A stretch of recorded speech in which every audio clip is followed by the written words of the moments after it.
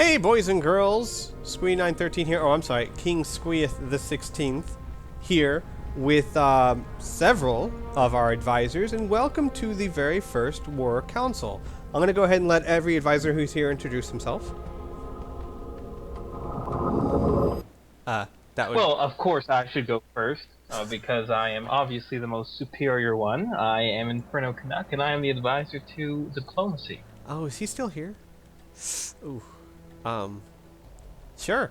Yeah. I'll be the advisor for military development. Galagoth. Okay. This is taking way too long. I'm the advisor for military strategy. I want to go back to bed. Yes, it's so fantastic. I have an advisor who I can't decide is loyal or trying to poison me, an advisor who's narcoleptic, and an elf. I mean, a dwarf. Fantastic. Hey, why you insult me for being short? I didn't say anything about your stature, sir. I was making fun of your race. That is so different. Oh, I have nothing against elves Poison or is dwarves or any Poison of them. is such a harsh word. I like to think of as improving by killing you. Yes. and of course, don't forget our advisor of Treasury, Sergio, who is joining us in text, not in voice. He's having problems with his mic, so he is here, and we shall be his voice for him. Should I give you a hug? So, okay, this is basically the first episode of the LP, so to speak. This will actually be part of the Let's Play, and the idea is before each session we're going to get as many advisors together as we can and have a war council, which is we're going to share our ideas of what's going on. We're going to discuss what we want to do as basic strategy in everyone's department, and we're going to basically hammer out all the details so that when I actually do the session, we know what we're getting done. How do you guys want to start this? Do you just want to go with each advisor, or how do we do that?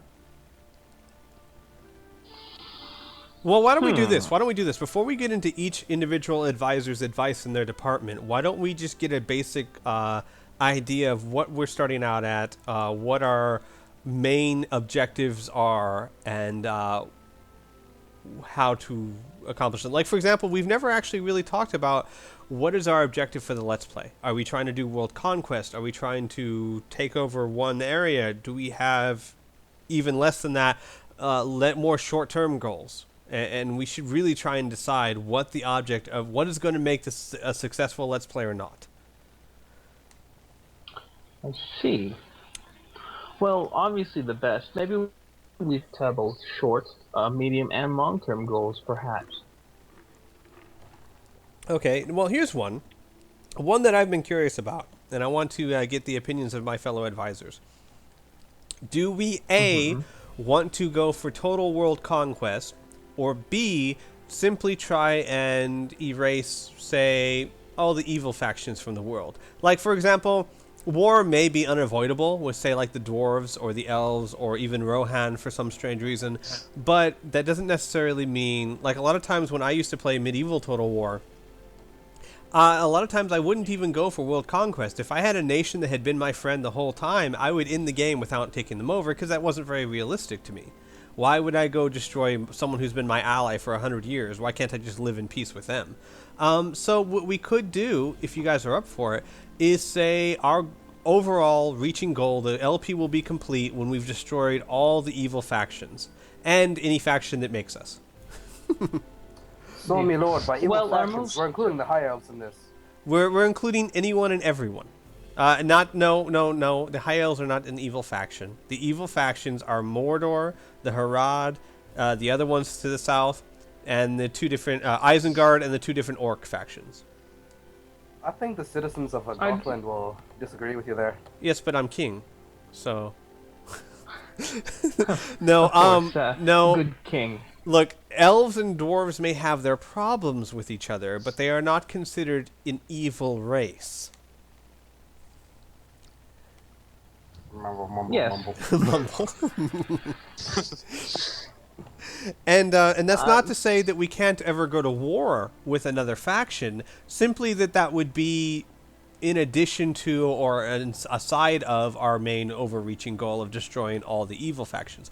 Or you guys could just say, let's just take over the world. And I'll go for either. I vote for Let's take over. ridding everyone of the Little- ridding the world of the evil factions. I think world conquest is very I don't know the adverb for it. Un-Gondorian-like, I Right. suppose.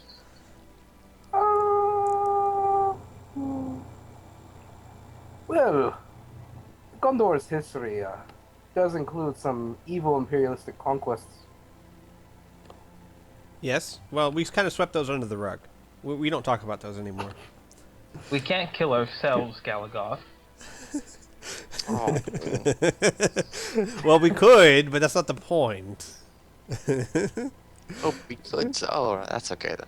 So, okay, the reason why I want to point this out at first is because I want us to have a main focus, so that when we hit a point in the LP where we're like, okay, we did this, now what? Well, we have a general direction at all times of what we want to accomplish overall, and it'll help everyone in deciding. Like, for example, the advisor strategy. Okay, we're not at war with anyone right now, so what do? Well, now we know to start preparing to take on the next evil faction or something like that. We have direction, and I think that's necessary. I agree. We must I destroy also I'm agree. agreeing with Sergio. Barad-dûr. Well, Barad-dûr, who is that? Is that a faction or a place or what? That's the capital for Mordor. Oh, well, of course. Mordor's, I mean, yeah. I mean, even if we didn't want to erase all the evil factions, I'm pretty sure a fight to the death with Mordor is pretty much assured. Depending, I mean, considering how close we are to each other. I think Mordor would probably be one of the first factions we take out. I mean, I would see myself just taking out Mordor before we even touch the Orcs of the Misty Mountain, for example. Simply I because of assure where... you, the orcs of the Misty Mountains do not like to be touched in any way. We might not have to even deal with them.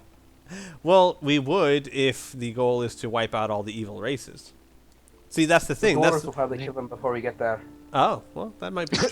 Yeah, right. So, Well, the I've game also actually realized gave us that this the counts interface. as...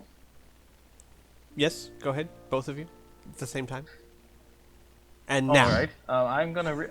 I've realized that this council is going to take at least an hour long. We've spent, oh goodness gracious, a good 10 minutes deciding who we're going to kill in the end. yes.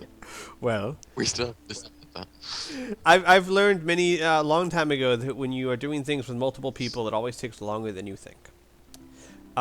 Fair enough. So, okay, can we all agree that the main goal is not so much world conquest, but the overall reaching goal? This will be a successful LP when all of the evil races, evils being the evil men to the south, Mordor, the orcs of Misty Mountain, the orcs of Gunbad, and Isengard, are wiped off the face of the map. We can call that a successful Let's Play, right?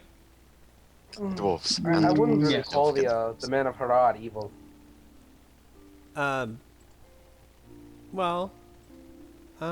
You know, you kind of bring up a point. I'm not sure. Well, I don't know. Tolkien seemed to consider them evil. But Not really. They only really sided with Sauron because Gondor was kind of being jerks to them. oh, well, you know what? Okay, let's leave that out. Let's if they make us destroy them, we will. But if they offer peace or something like that, we'll consider it. So let's narrow it down to Mordor, Isengard, the orcs of Misty Mountain, and the orcs of Gunbad. Also, the room, the Easterlings, are wise and intelligent and quite handsome. Treasurer also pointed that out. Okay, yeah, okay. I'm going to Yes. have to say Rune might be the most evil faction in this game. All right. So those 5 factions. Our main overreaching goal are to wipe out those 5 factions. Now, that doesn't mean that, say, for example, if the elves start a fight with us and really make us upset, we can't wipe them off the face of the map. I mean, we're not limiting ourselves to that. We're just saying that that's not the overall reaching goal as of yet. So if, say, for example, the hobbits get all uppity and just try and destroy us, or one thing that really gets my goat is they send assassins after us, that really, really makes me upset. I can send assassins after people, but don't you Oh. dare send them after me. Yes, that's just a despicable thing. You would never want anything to happen to you. Squeak. No, Yes. of course not. Oh. So we're in agreement of that, yes. And of course we can modify it as things go along.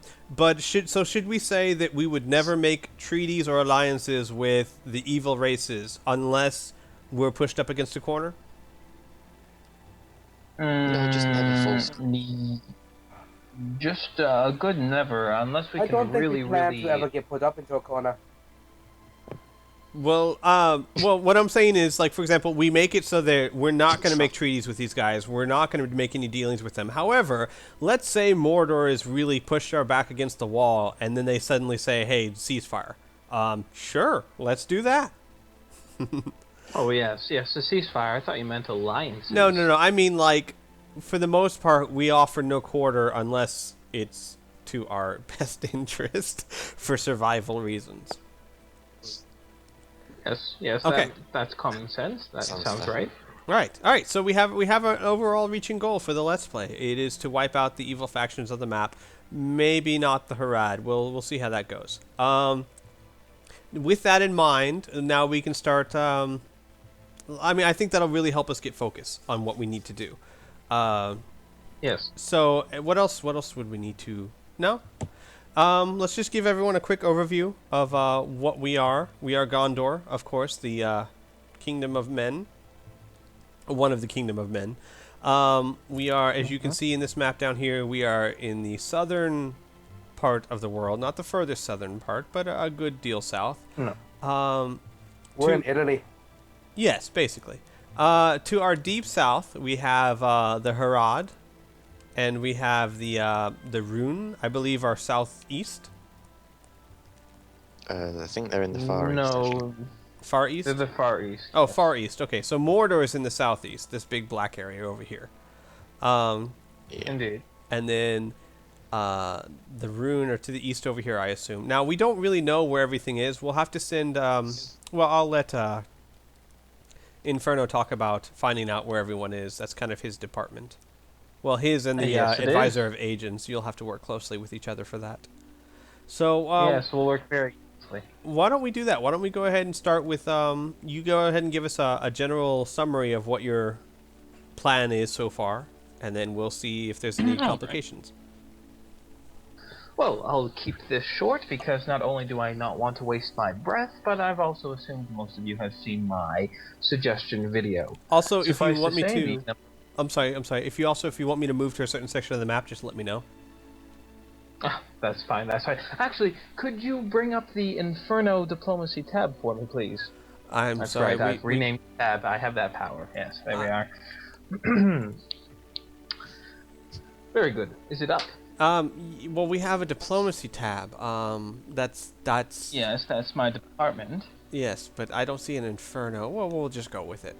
You know. Excellent. You can always rename it later. You do have the power, good King Squee. Yeah, we'll see how that Suffice to goes. say,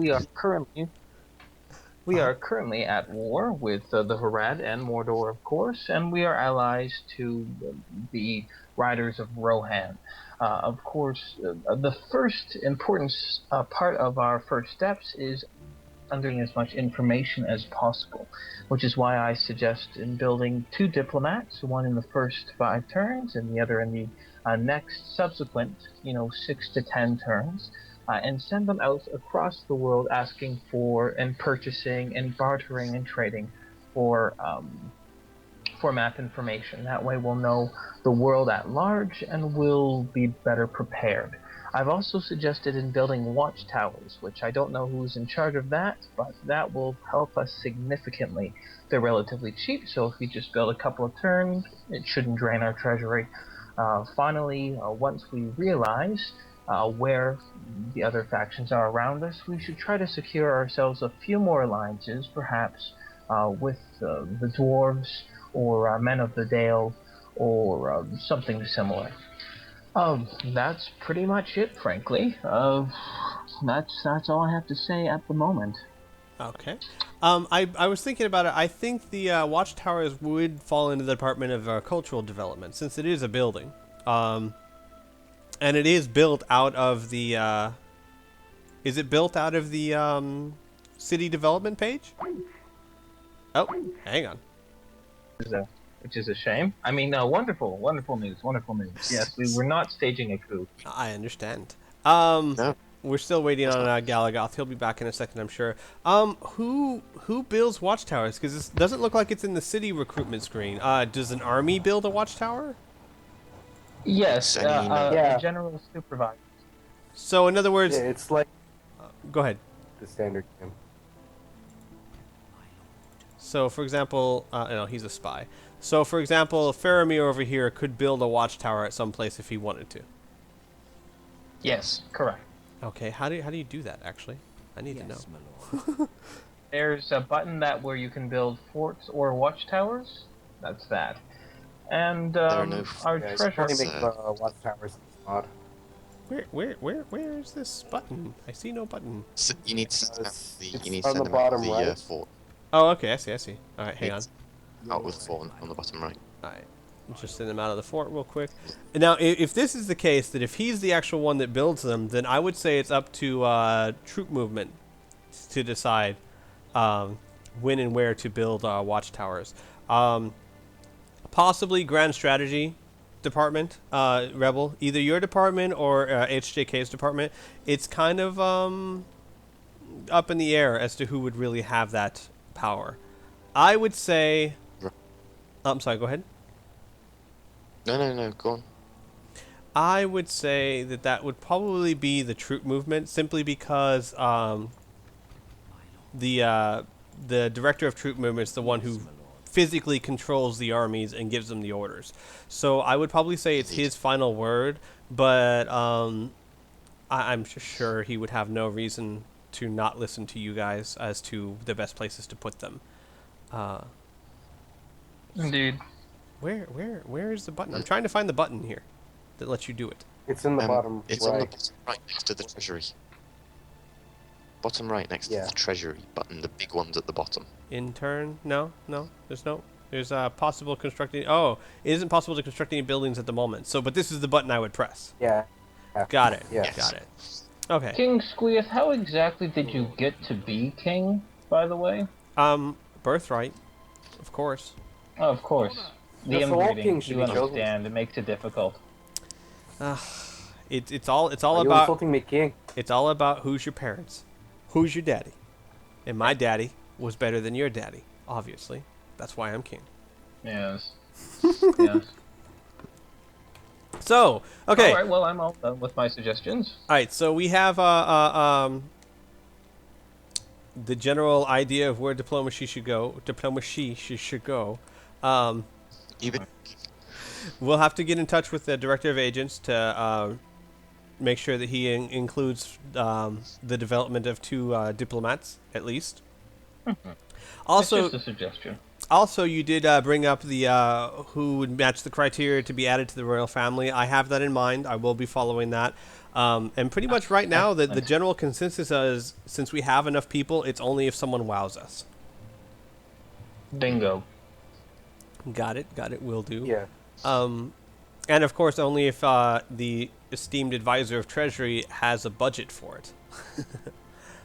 Which I was going to I'm suggest. sure he'll make you. Right, which I was going to suggest, Sergio. I don't have your budget in front of me. I'm actually going to pull it up before the War Council's over. But I don't know if you made an actual budget for accepting people into the family. But having one on standby, just of if something happens and we have the funds of such and such, then yes. Otherwise, no.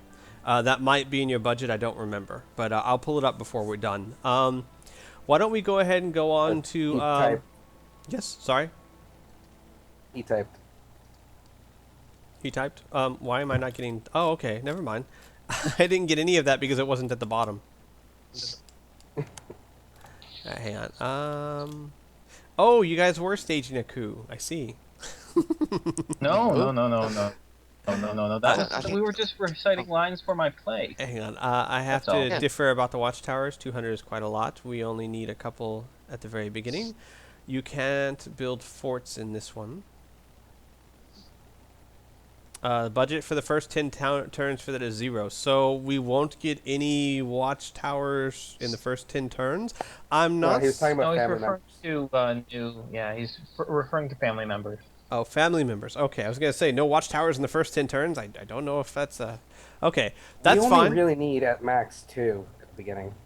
Right. No, that's fine. Not having a budget for the family members at the first 10 turns, I think is perfectly okay because we have a lot of people at the moment. So I don't see a big problem with that. Why don't we head on to the advisor of grand strategy, and then we'll go on to the advisor of military development in that order. Okay. Wait, that's me. Uh-huh, yes, you. Yeah, sorry, Oh, dear. it's early in the morning. I keep on forgetting. Right. The first plan for the targets towns to take out is obviously going to have to be Western Osgiliath, because that is a very important barrier against Mordor.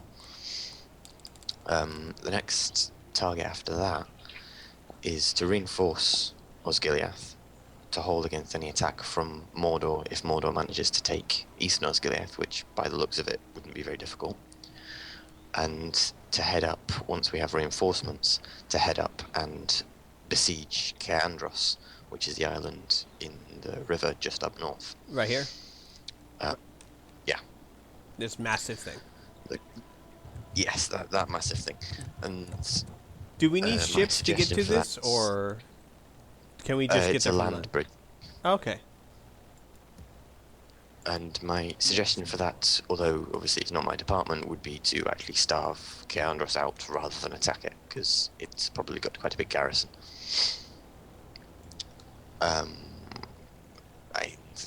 That would pretty much cover 10 turns, I would expect, for that area of the map.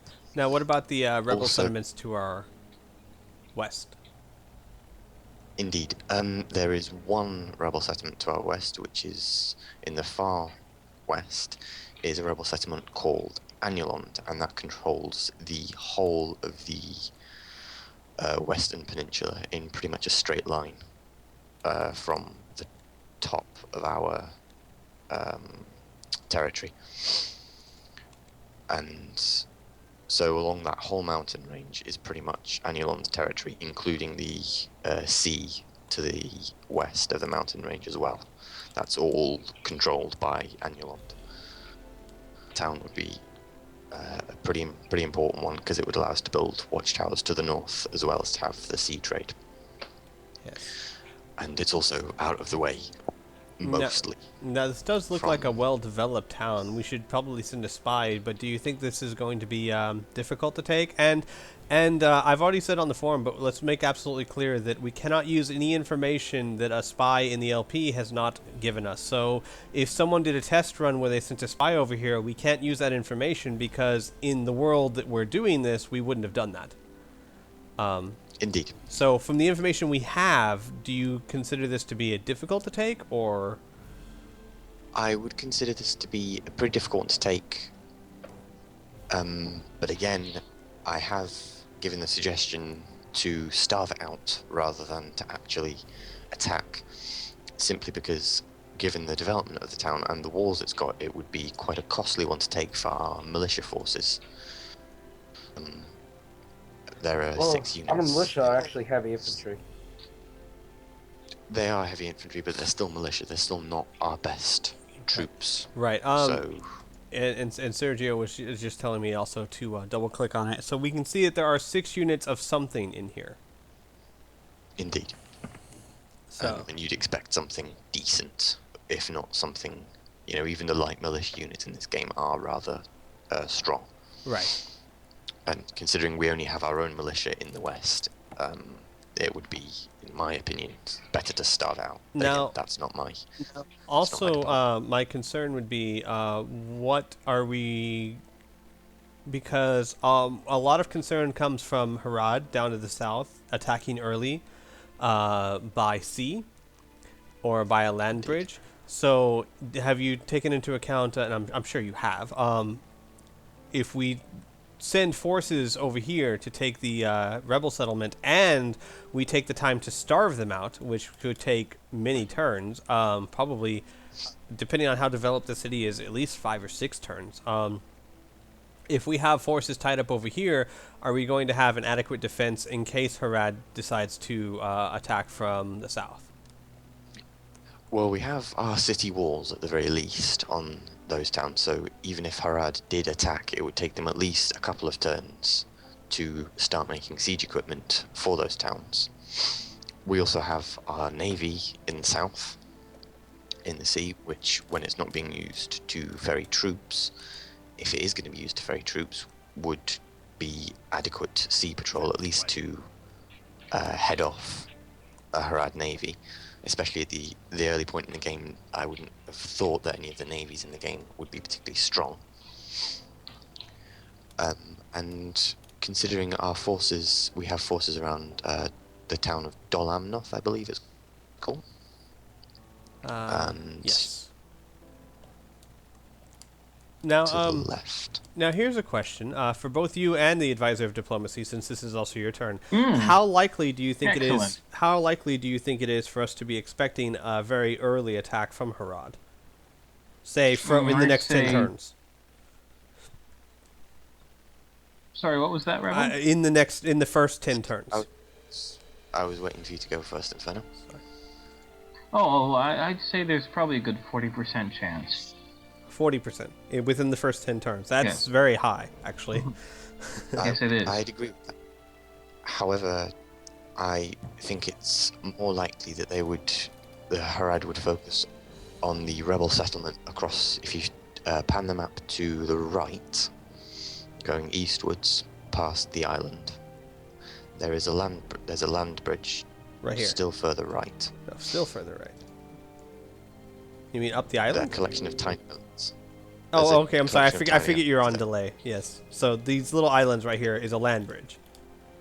Yes, indeed. I think it's more likely that the Harad would focus on the rebel town just over the land bridge, and once they'd secured that, then they'd move through the land bridge to Linhir, I believe. They can I take think that that's under more 10 likely. turns. Indeed. Okay. So. However, Go ahead. However, there is always a chance that the rebels will hold them up, or they'll get held up in their own territory, because as you can see, their territory is very big, lots of deserts. So I wouldn't have thought that they'd have very many cities close together. Right. They start out with the most. So we are expecting, or we think the probability is higher that so the advisor of diplomacy believes that there's a 40% chance they will attack, and you're saying that you believe that if they do, it'll most likely be by land through the land bridge.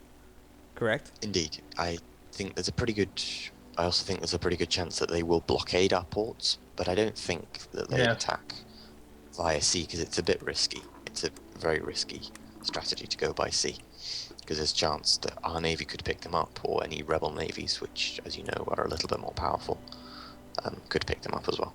Okay. And So sending in Invincible would be quite risky. I want to point this out. I'm assuming if anyone's still watching at this point, they're into it. If you guys do find this a boring aspect of the LP, it's obviously something necessary for us, the advisors, to do. We have to do this. And I'm recording this for anyone who's interested, but I will be making these completely separate episodes. So for anyone who finds these kind of things boring, you can just skip ahead to the sessions themselves. But I'm actually finding this very, not only vital, but enlightening. Well, I have that effect on most people, King Squee. Yes.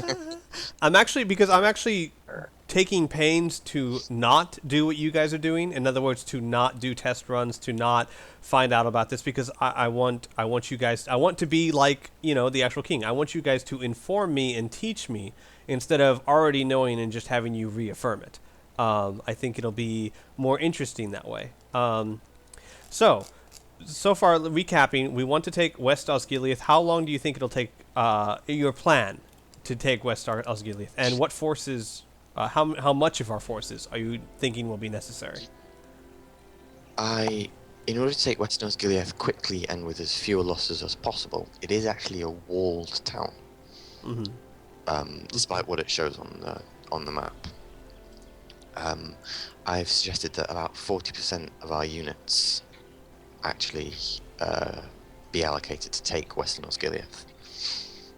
So Faramir starts off the siege, or that's what I would suggest, is that Faramir starts off the siege, and the reinforcements come from Minas Tirith and the surrounding areas. Ah, I see. So suggestion would be to have Faramir start it and then whittle them down while we bring in the other 40% or the other.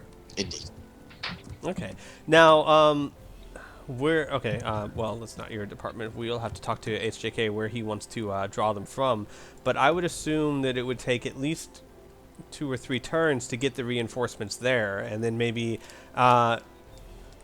another one to take the town, assuming HJK doesn't want to just starve them out.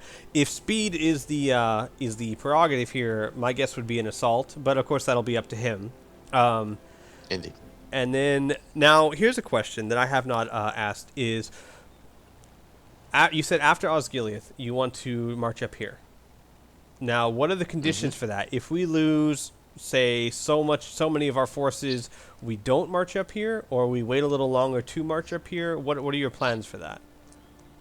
The plans for that are to take Western Osgiliath with the 40% of our troops, and then leave Osgiliath with a small garrison, wait for a while, and until the army's back up to 40% of our total strength.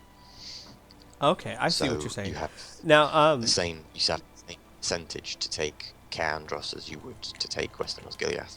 Whether Now- that's the same number is not. okay. Now, Because we sir. may have more soldiers. Sorry. Sergio was saying that he believes that we should have enough troops here in the fort, and from Minas We Tirith have to take a small Osgiliath. army, or Yeah, well, not at the fort, surely. The fort, you only have Faramir and two militia. Now, perhaps over here as well. a Fountain Guard. No. Not that's in Minas Tirith, not the fort. We have a Fountain Guard. And we have a couple archer militia. It is true. Well, hang on a second. It is true that if we were to take the people from Minas Tirith, we would have a sizable force, but that might be close to the 40% rebels talking about. We would have to go to the army page to find that part out.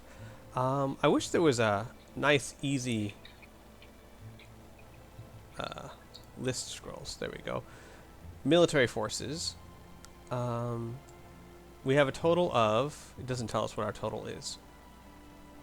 Hang on, let's just do this nice and simple way. Hang on. All right, Andros actually has weaker walls. then Osgiliath? Which Yeah, at the start it will. Okay. 'Cause it's just the lowest level castle right now. right? Okay. And Western Osgilian has, large stone walls. Yeah. Which just means that it'll be quicker to starve out, which means we can reinforce. Which means we have more time to reinforce and make our next move after that. Right.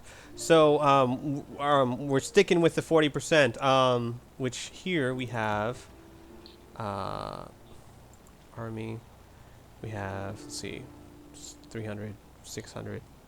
We got about 600 there. Then we have about another 300, 900. So we have about 1,000 right here. And then we'll have to bring up another 2,000 here. But that'll be more. I'll work with HJK to figure out exactly how we'll get that done. So then we besiege this. We take it as quickly as we can. Then, assuming if we still have around 40% of our forces left, now the 40% including the garrison here, or not including the garrison there? Not including the garrison that we'll use at Osgiliath. Okay, so most likely, unless this battle goes extremely well for us, we'll be pausing for at least a turn or two to rebuild before we continue the assault. Indeed. Okay, and then and do you plan on taking this castle? Probably not within the first 10 turns, but at least having it besieged. At least having Caandros besieged within the first 10 turns would be very nice. Okay, and then what about what's the one over here, Anoth or whatever it is? The town in the west. Yes, the one I'm coming to right now. You want that one hopefully taken within the first 10 turns? hopefully taken within the first 10 turns would be nice, whether it's by being starved out or being besieged. Right. I wouldn't. Caer Andros, Sergius just mentioned that it'll take about 7 or 8 turns to starve out Caer Andros. I don't think Caer Andros would be a priority to take out Right. within first 10 turns, but certainly to have it so that it can't be besieged by anyone else would be useful. It's not just taking Caer Andros and using it as a defensive position, it's holding Caer Andros, or meaning that Caer Andros can't be taken and used as a staging post. Right. So we're more for- interested in denying it to other people than actually having it for ourselves. Indeed. Okay. That is always a risk we had to take when we're trying to starve people out, is that Mordor may have the same plans. Now, here's an idea, Mr. Strategist.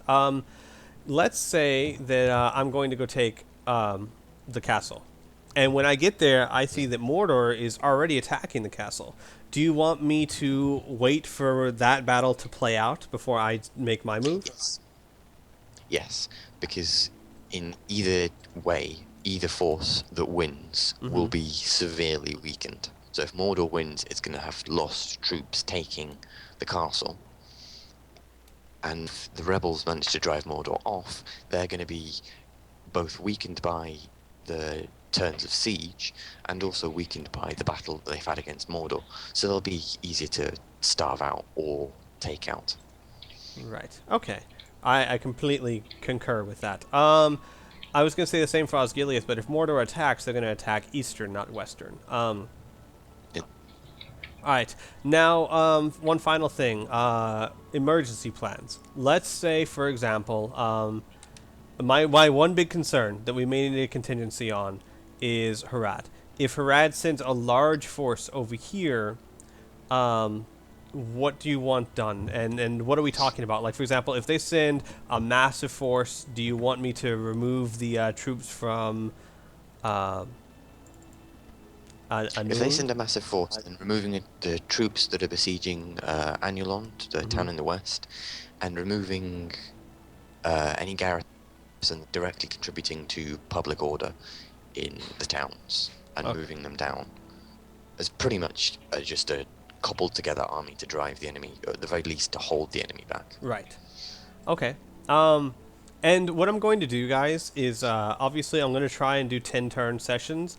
And the idea is to be as thorough as you can so that in unexpected events, I have my order, so to speak. But if something massive happens, I will probably just end the session there. Like, let's say, for example, out of the blue, Harad lands a large invasion force, and within a turn or two, they are doing some serious damage to the country. I might end the session there to give you advisors time to formulate a new plan of attack. So I will do my best to end out the 10-turn session, but let's say, for example, Mordor, for whatever reason, called a crusade on us, and we now have a massive force marching towards us. I might end it there, because there will be times where we need to sit back and go, okay, hang on, what do we do now? Yeah. So rest assured that if something massively changes, I will just go ahead and end the session there. Otherwise, we'll just continue on through the 10 turns. Okay, so we have a general grand strategy, so to speak. Now, what about... So, Yes. one specific part Mm-hmm. is the island in the south and to the left of the land bridge. Yes. That is supposedly just a poorly defended village. So a few units from some of the surrounding towns, for example Dol Amroth perhaps, would be able to take that, at the very least to starve it out very quickly, because it's a village, it doesn't have any walls, and also it might be somewhere for our militia cavalry to be sent as well. Of course that's up to HJK, but I think the island would be a very useful territory, not least for trading. Which but also island? for This navy. island over here, the It's one the big island just completely left south the of land bridge. Lynn here. Yes, that's the one. Okay, I don't see any settlements there, but then again, of course, I can't see anything. So there is a settlement there, but a very lightly defended one. Yeah, it's very poorly defended. It's just a village. So with a few units of cavalry, and obviously the line of infantry, we should be able to take that relatively easily. Okay. Now, is this an optional thing if we're doing well, or you want to go ahead and try and get this done too, or? It would be preferable, not least because it would provide us more vision into the sea and onto the land bridge. But if things are going incredibly badly by, say, the 5th turn, and we've lost lots and lots of troops in, say, Osgiliath, and Anulon's come out to attack, and we're incredibly hard pressed over there, then obviously it can't be Okay. easy. So we'll hold off until we've taken Osgiliath, at least turn 5, and then let's say at turn 5, if everything's going according to plan, we'll load some troops up on the ship and go take the island. Indeed. Okay, sounds like a plan to me. Okay then. Now before we go on, what about overall reaching goals, like more long term? What are your plans? What do you see? Obviously, in the first 10 turns, we're pretty much just securing our borders. Now, what do you see us doing in 20 or 30 turns? What should our objectives be?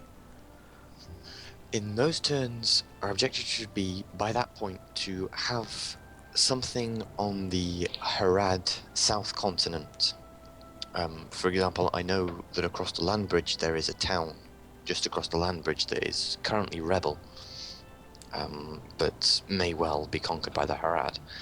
That would be a useful town to stop the Harad from advancing over the land bridge, because obviously their Mumakil elephants aren't of any use in a siege unless they can get through the gates. Right. So that would be an effective counter to the elephants. Okay. So defending our border against the Harad, I would consider a priority. However, we shouldn't, in my opinion, we shouldn't push the Harad, certainly not in open combat, in open field combat, until we have more of a force available in the south. And most of our force, in the foreseeable future, I think, would be tied up in attempting to spear into Mordor's territory. Okay, so a general, basically, and I kind of agree with that, try and take this settlement down here so that they're not attacking in our homeland. We're keeping them on the other side of the river, so to speak. Indeed. Now, as far as our goals, obviously we need to take out Mordor, and I'm assuming, unless something drastic happens, that our first major war will probably be either with Mordor or the Harad. Now, Well, we already are in a major war with Mordor and the Harad. well, I'm saying frankly. of the LP. We've already declared war, correct? That is true. Now, here's a question. Inferno, I guess this would be more your department. Should we try and sue for peace with the Harad and then concentrate on Mordor? Should we try our best to find a way to make peace with them?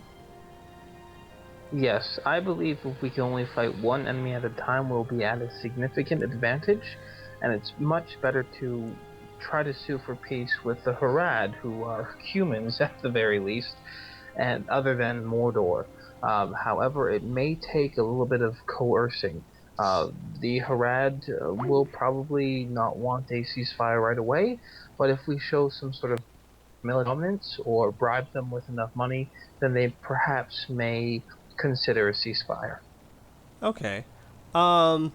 So, because I was going to say, if we're suing for peace, I don't know if pushing in their territory would be great, but then again, from what you suggested, pushing into their territory at least a little bit might help them decide that they don't want to mess with us. In addition, and if we steal some territories from them, we can actually possibly offer them back to them for the sake of peace, pretty much ransoming their own settlements back for them. Okay. I would leave, we never considered that, but I would leave that in your department. Or, you know what? Alright. No, I would say that if we're going to do something that drastic, in other words, give up taken territory as part of a peace treaty, I would say we would need at least 3 advisors to sign off on that, of any group. course. Actually, that'd be an interesting thing to do. If we're going to do something major like that, then we need 3 advisors, or let's say a majority of the advisors to sign off on a plan like that. Last surge. I'm sorry? We lost Sergio. Uh-oh. We'll get him back then. Hang on a second. Okay, so... Oh, no, we didn't record that. No, we did not. I was trying to get Sergio back at the time. So let's go ahead and move on since we have a basic now an idea. So we want to try and sue for peace with the Harad, but that may force us to be a little aggressive to do so, and then we want to try and focus on Mordor. Is that the correct assessment of the time? That Absolutely. seems pretty accurate. Okay, so how important would you suggest this fortress over here, Minas Morgul? I would say that's suggest that essential the because that is a gateway former to- Gondorian territory. Oh, Indeed, it is the gateway to Mordor as well. It is pretty much essential if we're going to conquer Mordor. It's the fastest way into Mordor, and it's also obviously a castle, so it's going to be more difficult for them to get out of that situation. I've wondered that. Yeah, the only way into Mordor is either through that gate or marching all the way around, correct? There's also the Black That would Gate. be the case. Yeah. Okay. Okay. All right then. Why don't we go ahead and move on then to our advisor of military development and see what your plans are for the next 10 turns. Hold up, I'll get a stool for him. Oh, do I need to give you a hug with my spiky armor? No, thank you. We don't know each other that well. Oh, here's your stool for you, by the way. The floor is yours. I'm all ears.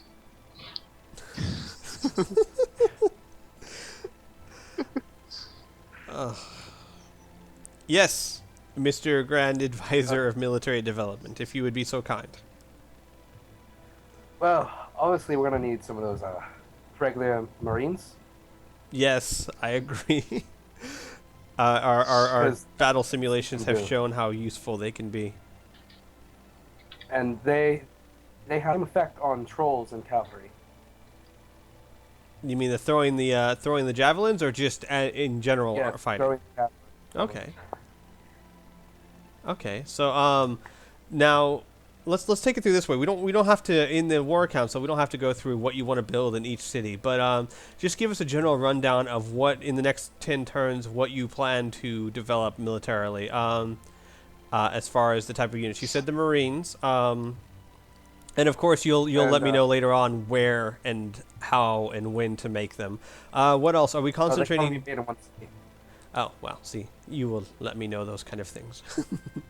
Otherwise, I'll be wandering around going, where does he want me to build them? So we want to concentrate on Marines and what else? Marines, and we need militia, and militia archers, and militia cavalry. Right now, it's a You little could have just generic. said everything. You could have just, Rebel, do I need to eat more chickens? Hey, I like my chickens. Oh, there's Well, your chickens. are quite tasty. Ugh. If I ate food, I would probably agree with him. But your chickens are safe with me, sir. All right. Okay. Let's put it this way. Let's put it this way. Do you foresee if, for example, if something happens, let's say in a battle we happen to lose an extra amount of archers or something, how do you want me to modify your plan, or do you want me to not modify it and just stick with what you got? Well, at this point, that's all they can really buy. Okay. Now, when 25 turns happens, we can get a fountain guard. You mean, like, do we have to do anything within that 25 turns, or just in 25 turns we can get fountain No, guards? no, you just need 25 turns for to be able to make another one in the Minas Tirith. Oh, in other words, you make one and then you have to wait 25 turns. That's a little silly, isn't it? Well, Gondor has slow recruitment because there's not that many in the Maori things anymore. Ah, that sucks. Wow. Okay. So for the time being, if we lose an extra proportionate amount of something, just stick with what we got for now, because anything we're building will be things we need. Correct? Yes. Okay. All right. Well, that's pretty fair and good in that sense. Now, hang on a second. the only advisor we have left with us is, of course, the advisor of Treasury, and he did make an extensive budget for me. Um, I'm not going to go over it in the War Council just because it would take a lot of time, because he was very thorough, and which is fantastic. But basically, he gave me a general rundown of if our profit is this, if our profit is X amount, then Y amount goes to military spending and Y amount goes to cultural development. I will, of course, if he hasn't already, I will send a copy of that to everyone who it pertains to, so that you can help model your plans after that. Has he sent you a copy, Galagoth? He hasn't sent me a copy, but it's up on the forums. Oh, okay, yes, it's up on the forum, so everyone has access to it. All right, then we don't have to go over it in the War Council because there's not too much, unless anyone has qualms with it. If someone has something they feel should be changed with it, then now would be the time to bring that up. And actually, we should also try and get Sergio back in the call. Oh, no. Stop. Hang on. Hang on. Is Sergio back in the call? Yes, he is. Haha. Okay. What? Okay. If someone has an issue or at least a concern about the budget that's on the forum, now would be the time to bring that up. Otherwise, if everyone's pretty happy with it, then we're good to go. Anyone? Okay. All right, then. I guess that pretty much concludes it for now. Unless there's anything else anyone needs to add. Of course, as far as the advisors that weren't here are concerned, I will be dealing with them to get the information I need from them. And then we'll start the first session in a day or two. And then after the session, I think it would be best to hold the War Council immediately or soon after each session to discuss what we need to do. I think it would be more beneficial early than late. So unless anyone has anything else they need to add,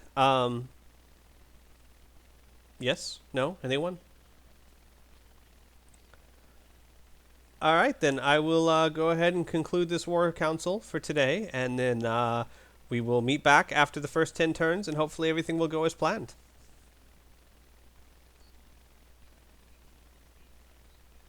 You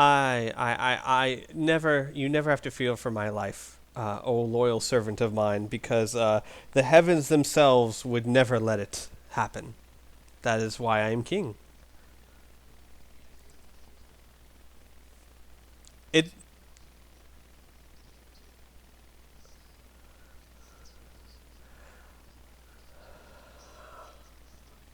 Oh. Oh, Rebel, my most esteemed colleague, while I love the fact that you care about me so greatly, I do not use perfume, for the natural musk that my body exudes is far better than any perfume that could ever be made by man, elf, or dwarf, and for me to try and use one of their perfumes would be to do it an injustice, and they would feel inadequate being upon my skin. So I, unfortunately, for the sake of the people who made the perfume, do not wear it. But I appreciate your kind and courteous gesture. And may I suggest instead giving it to the advisor of diplomacy for his excellent, excellent work so far.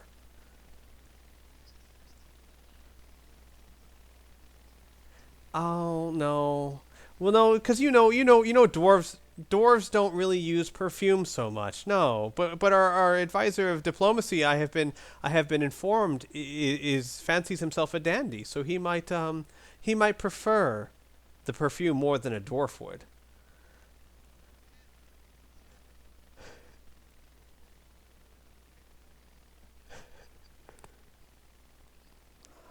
See, I cannot stress enough how much I love that our advisors are a council of brotherhood first, and co-workers second. So with that, I'd like to bid you all adieu. Also, anyone who's watching the War Council who has ideas or suggestions, of course, you can post them on the forum, but only in the public thread. And of course, we do read the public thread, and we do take any of those into account.